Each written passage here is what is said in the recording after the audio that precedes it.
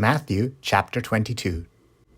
And Jesus answered and spake unto them again by parables, and said, The kingdom of heaven is like unto a certain king, which made a marriage for his son, and sent forth his servants to call them that were bidden to the wedding, and they would not come. Again he sent forth other servants, saying, Tell them which are bidden, Behold, I have prepared my dinner. My oxen and my fatlings are killed, and all things are ready.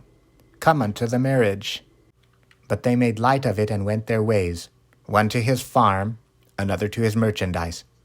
And the remnant took his servants, and entreated them spitefully, and slew them. But when the king heard thereof, he was wroth, and he sent forth his armies, and destroyed those murderers, and burned up their city. Then saith he to his servants, The wedding is ready, but they which were bidden were not worthy. Go ye therefore into the highways, and as many as ye shall find, bid to the marriage. So those servants went out into the highways, and gathered together all, as many as they found, both bad and good. And the wedding was furnished with guests. And when the king came in to see the guests, he saw there a man which had not on a wedding garment. And he saith unto him, Friend, how camest thou in hither not having a wedding garment? And he was speechless. Then said the king to the servants, Bind him hand and foot, and take him away, and cast him into outer darkness. There shall be weeping and gnashing of teeth. For many are called, but few are chosen.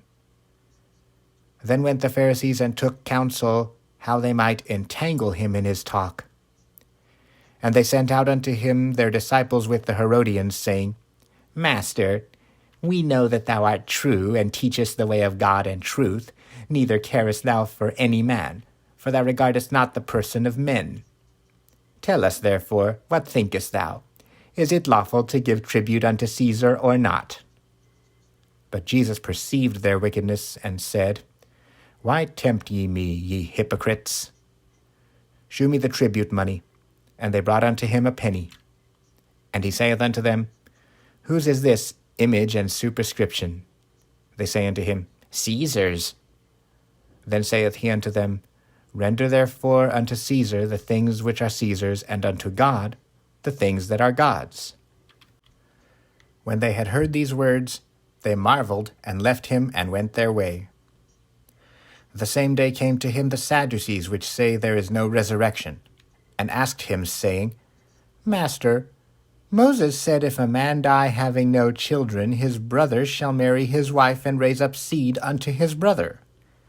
Now there were with us 7 brethren, and the first, when he had married a wife, deceased, and having no issue, left his wife unto his brother. Likewise the second also, and the third unto the 7th. And last of all the woman died also. Therefore in the resurrection, whose wife shall she be of the 7? For they all had her. Jesus answered and said unto them, Ye do err, not knowing the Scriptures, nor the power of God. For in the resurrection they neither marry, nor are given in marriage, but are as the angels of God in heaven. But as touching the resurrection of the dead, have ye not read that which was spoken unto you by God, saying, I am the God of Abraham, and the God of Isaac, and the God of Jacob? God is not the God of the dead, but of the living.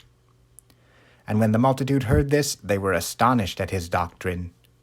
But when the Pharisees had heard that he had put the Sadducees to silence, they were gathered together. Then one of them, which was a lawyer, asked him a question, tempting him, and saying, Master, which is the great commandment in the law? Jesus said unto him, Thou shalt love the Lord thy God with all thy heart, and with all thy soul, and with all thy mind. This is the first and great commandment. And the second is like unto it, Thou shalt love thy neighbor as thyself. On these 2 commandments hang all the law and the prophets.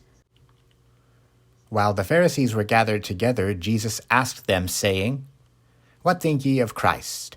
Whose son is he? They say unto him, The son of David. He saith unto them, How then doth David in spirit call him Lord, saying, The Lord said unto my Lord, Sit thou on my right hand, till I make thine enemies thy footstool? If David then call him Lord, how is he his son?